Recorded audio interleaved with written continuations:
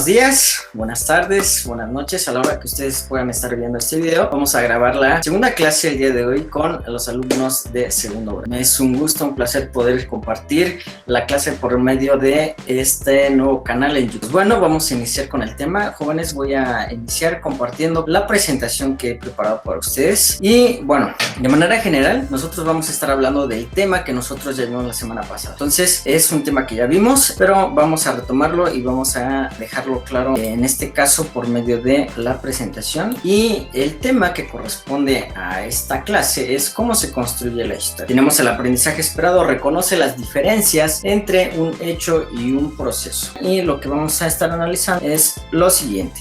Hechos y procesos. ¿Cuáles son las diferencias entre hecho y proceso histórico? Todo lo que ocurre segundo a segundo forma parte de la historia, pero conocer cada uno de esos hechos, además de imposible, es una tarea poco útil. Por eso, de entre los millones de eventos que conforman el pasado, ya sea remoto o reciente, quienes estudian la historia se enfocan en lo que llamamos acontecimientos históricos, es decir, aquellos sucesos que tienen especial relevancia respecto a la época o al fenómeno que van a investigar. Piensa en tu historia. De seguro los hechos que mejor recuerdas son los que tienen mayor importancia en tu vida por ser los momentos más felices, por significar la conclusión de una serie de esfuerzos, por marcar cambios abruptos, por señalar el inicio de una época de transformaciones. Puede ser el día en que aprendiste a caminar, puede ser el día en que aprendiste a andar en bicicleta, o cuando cambiaste de escuela, o cuando terminaste un ciclo escolar. Cuando se trata del estudio del pasado de las sociedades, se convierten como hechos históricos. Aquellos sucesos, y vamos a presentar el siguiente ya. Cuando se trata del estudio del pasado de las sociedades, se consideran como hechos históricos. ¿Qué es un hecho histórico? Son aquellos sucesos o eventos del pasado que provocaron transformaciones significativas, así como las que tuvieron consecuencias visibles e inmediatas. Tenemos ahí dos ejemplos que nosotros vamos a estar analizando. Primer ejemplo, el 13 de agosto de 1521, día que los españoles lograron el control de México Tenochtitlán. Segundo ejemplo, el 21 de julio de 1969, día en que un astronauta estadounidense pisó por primera vez la superficie lunar. ¿Qué provoca que sucesos tan distintos sean considerados acontecimientos históricos? Por una parte, haber originado un cambio o una ruptura respecto al pasado. Por otro lado, la relevancia e impacto social en una determinada comunidad. En el primer caso que tenemos ahí, el 13 de agosto de 1521, se inició la destrucción sistemática de las formas de organización, religión y cultura de los pueblos prehispánicos, así como la imposición de una nueva civilización. En el segundo ejemplo, se trató de un momento culminante de la carrera entre dos potencias mundiales, Estados Unidos de América y la entonces Unión de Repúblicas Socialistas Soviéticas, por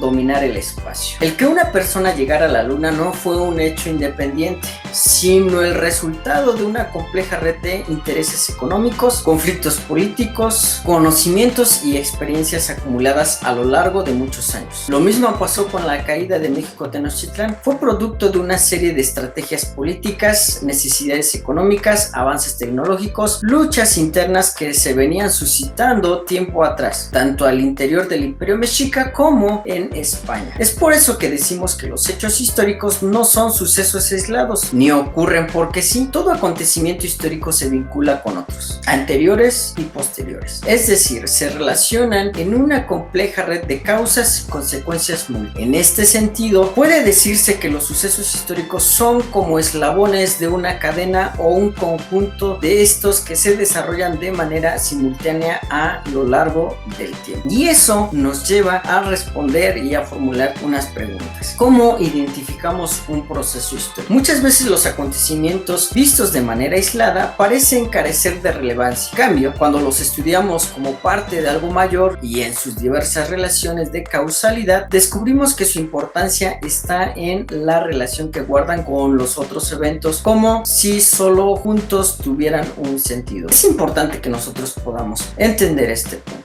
Esto nos lleva al siguiente concepto histórico y vamos a estar hablando sobre procesos. Vamos a ver la definición. Se refiere a una serie de acontecimientos o hechos sucesivos relacionados entre sí. Se distinguen por marcar transformaciones profundas y duraderas en todos los aspectos, ya sea político, ya sea social, ya sea económico o cultural. A diferencia de los hechos, los procesos tienen una duración más larga, pueden abarcar siglos, ya que los cambios solo son perceptibles cuando se analizan en una escala mayor a los meses o a los años. También existen procesos más cortos, porque los eventos que los caracterizan generan cambios bruscos o rupturas. Incluso varios procesos coexisten y suceden al mismo tiempo. En cualquier caso, determinan el inicio y el fin de estos es muy difícil. Se puede fijar con precisión el momento en que los habitantes de Nueva España vieron la necesidad de independizarse. Incluso varios procesos coexisten y suceden al mismo tiempo. En cualquier caso, determinan el inicio y el final de estos es muy difícil. Pregunta: ¿se puede fijar con precisión el momento en que los habitantes de Nueva España vieron la necesidad de independizarse? ¿En qué fecha específica concluyó el poblamiento del continente americano? Ambos son ejemplos de procesos históricos. Esto nos ayuda a comprender estos dos conceptos. Son totalmente distintos, pero van relacionados entre sí: hechos y procesos históricos. Estos dos conceptos nos ayudan mucho a entender la historia. Y por último quiero hablar sobre el tiempo histórico. Tiene un papel bastante importante.